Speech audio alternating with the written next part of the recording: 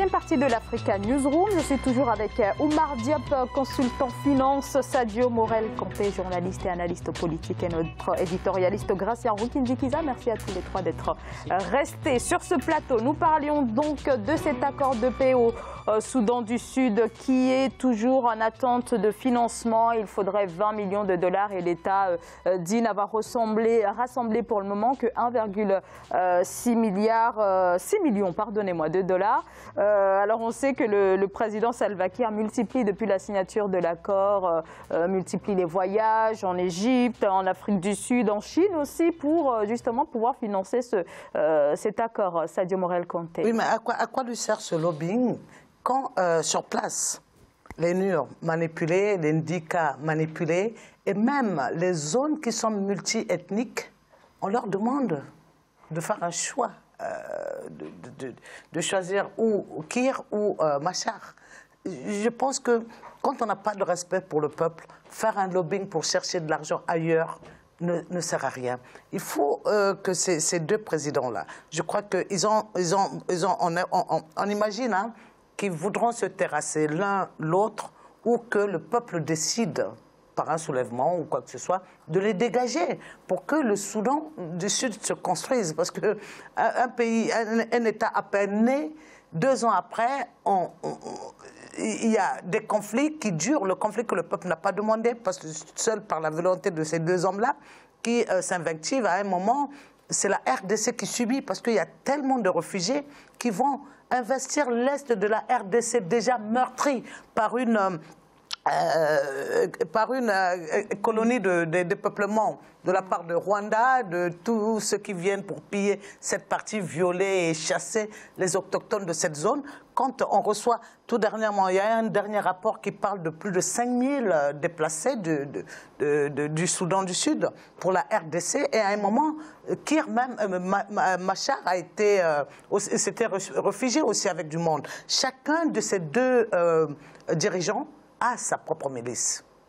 Comment peut-on créer une milice pour massacrer son peuple et ethniser le peuple au point de ne pas vouloir qu'ils s'entendent et vouloir la paix, une paix qui sera financée par un peuple qui n'a pas demandé à qui on n'a pas demandé son mot et qu'on a perturbé pendant plus de 5 ans comme ça. Non, la paix ne peut pas se faire avec le président Salva Kiir et son rival Riek Machar. Oumar Diop ? Je ne crois pas du tout que ce soit aujourd'hui l'urgence d'un pays comme le Soudan. Donc le Soudan, ce qu'ils ont besoin aujourd'hui, c'est de la stabilité. Qu'il y ait soulèvement, comme vous avez dit tout à l'heure, pour que le peuple les dégage, je ne crois pas que ce soit l'urgence. L'un des problèmes les plus importants en Afrique aujourd'hui, c'est l'instabilité de nos pays.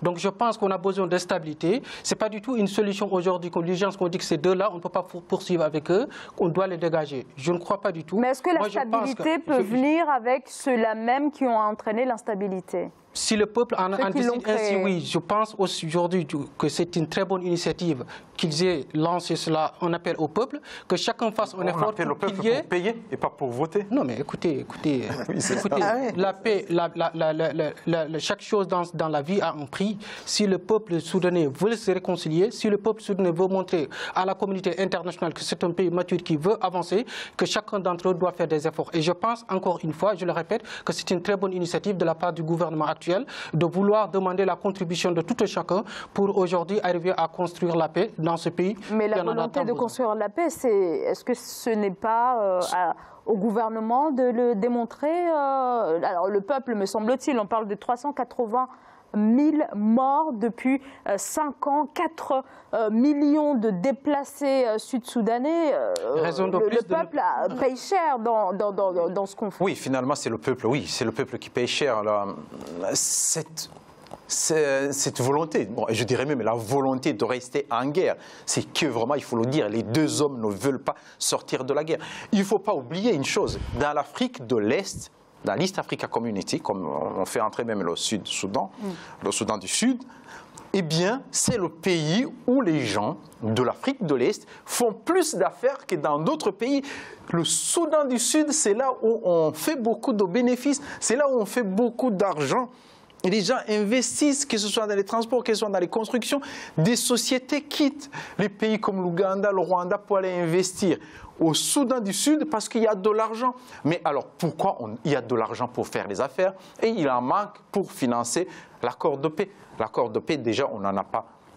On n'a pas besoin de beaucoup d'argent. Il suffit, s'il y a la volonté, même sans argent, la paix, on peut faire la paix toujours. Il y a que cette volonté. Le peuple, si le peuple a besoin vraiment de la paix, il n'y aura pas de problème pour financer. Mais en même temps, c'est qu'on se rend compte que les deux ne veulent pas la paix.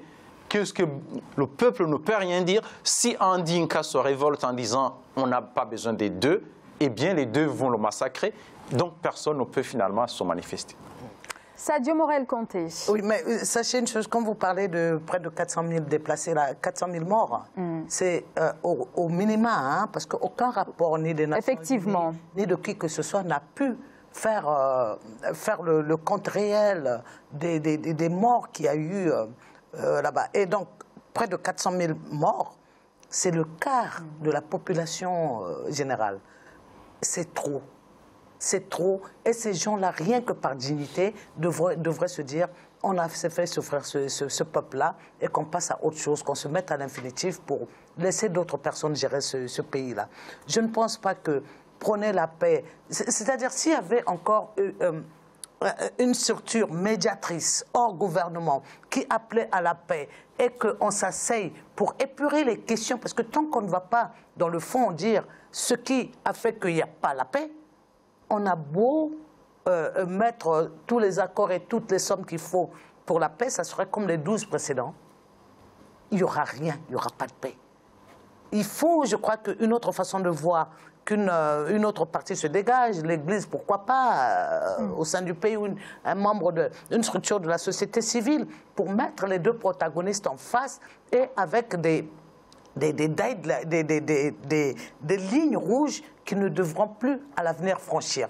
Sinon, ça sera l'éternel recommencement et le peuple, comme on dit, quand les éléphants se battent, c'est l'arbre qui souffre. Alors, Gratien, sur cette question du financement, on a très peu parlé finalement de l'IGAD, de ce bloc régional qui a arbitré les négociations au mois de septembre. Est-ce que cette organisation, c'était juste finalement pour superviser les négociations, mais finalement pas de suivi derrière? Non, cette organisation ne supervise, il n'y a pas beaucoup de suivi parce que dans l'IGAD, il y a surtout le président ougandais Yoweri Museveni qui est beaucoup impliqué dans l'IGAD et qui a une grande part. Mais en même temps, c'est lui aussi qui arme le président, qui donne des armes et des fois même qui envoie ses militaires au Soudan du Sud pour aider. Donc, il y a aussi le problème de la sous-région, c'est qu'il y a les gens qui disent nous participons dans les accords, mais en même temps nous participons aussi pour déstabiliser le pays. Il faut savoir qu'il y a beaucoup d'argent et dans le Soudan du Sud, il y a des champs de pétrole qui se trouvent dans le Soudan du Sud et qui se prolongent aussi en Ouganda. Et donc, il y a des fois, on veut bien qu'on commence à faire les affaires chez nous et pas chez les autres. Et pourquoi pas, par exemple, pourquoi ne pas avoir la main sur l'économie d'un pays qui est en guerre? Il faut savoir que tout pays qui est en guerre, c'est là où on fait beaucoup d'affaires parce que les prix sont moins chers et en même temps, on peut faire des affaires comme c'est moins cher et qu'on vend sur le marché international. Je vois que vous revenez à ce que je disais à l'entame de mes propos. Chaque guerre a une raison. Donc si aujourd'hui il y a une guerre, il y a forcément des intérêts qui sont derrière. Si aujourd'hui le peuple se manifeste dans sa volonté de réconciliation, il faut effectivement que les gouvernants aujourd'hui arrivent à utiliser à bon escient tout ça. Je pense que comme je viens de le dire, et ça vous l'avez rappelé, il faut une volonté globale, que chacun montre sa volonté pour aller de l'avant. Et à partir de ce moment-là, la communauté internationale pourra intervenir pour pouvoir aider le pays. Merci beaucoup à tous les trois pour vos explications. Je voudrais également vous entendre sur un autre dossier, à savoir la question, alors toute autre chose bien sûr, mais la question de l'agriculture, et c'est tout de suite dans le grand angle.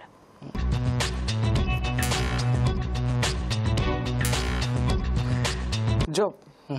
Représentant 20% du PIB et 40% des emplois, le secteur agricole est aujourd'hui un véritable moteur clé de la croissance marocaine. L'agriculture assure actuellement un revenu direct ou indirect à 15 millions de personnes, et ce grâce à une dynamique accélérée ces dernières années, notamment depuis 2008 avec le lancement par le gouvernement marocain du plan Maroc Vert, véritable offensive avec une politique agricole du royaume chérifien qui fait désormais figure de modèle pour les autres pays africains. Vinanouda. L'agriculture est un pilier incontournable du développement économique, social et politique du Maroc. Le gouvernement le place au centre du développement national avec la mise en place d'une politique agricole ambitieuse, notamment à travers le plan Maroc Vert, lancé en 2008. Aujourd'hui, le secteur agricole fait partie des 3 meilleurs secteurs aujourd'hui qui vont rapporter au Maroc et qui vont le mettre en exergue. Donc oui, effectivement, il faut investir, mais il faut investir intelligemment, de façon à faire bénéficier non seulement le Maroc, mais d'autres pays africains. Pour moderniser l'agriculture et développer les zones rurales, le plan Maroc Vert se focalise sur l'exportation et le soutien de la petite agriculture. Il a pour ambition d'atteindre 3 objectifs en 2020, à savoir la création d'1,5 million d'emplois dans le secteur, le doublement du PIB et l'augmentation des revenus agricoles. Le PMV constitue une source d'inspiration de politique agricole pour plusieurs pays du continent africain, comme le Gabon ou le Sénégal, qui mettent en œuvre à leur tour des plans verts, en capitalisant sur l'expérience marocaine. Pourquoi un tel intérêt ? Sans doute en raison des réussites du PMV et du resserrement des liens politiques et économiques entre le Maroc et le reste du continent africain depuis quelques années, grâce à l'activisme de la diplomatie du royaume. Pour le Maroc, l'exploitation de l'agriculture est incontournable et participe au développement de ses relations avec le reste du continent. Le pays place l'agriculture parmi les secteurs stratégiques.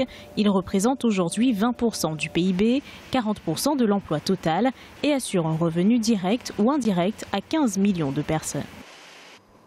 Alors 20% du PIB marocain pour ce qui est de ce secteur de l'agriculture. Alors Oumar Diop, une dynamique qui contraste complètement avec ce que l'on peut observer sur le reste du continent.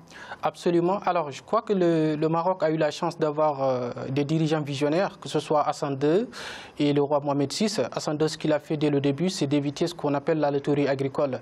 La loterie agricole consiste à se dire que si on a une bonne pluviométrie, on a une bonne agriculture. Donc ça ne marche pas. Ça veut dire que si on n'a pas une bonne pluviométrie, on a forcément des agricultures qui sont dégradées. Donc ce qu'il a fait en premier, c'est d'établir des barrages pour faire de la rétention d'eau, parce qu'on ne peut pas faire de l'agriculture sans l'eau.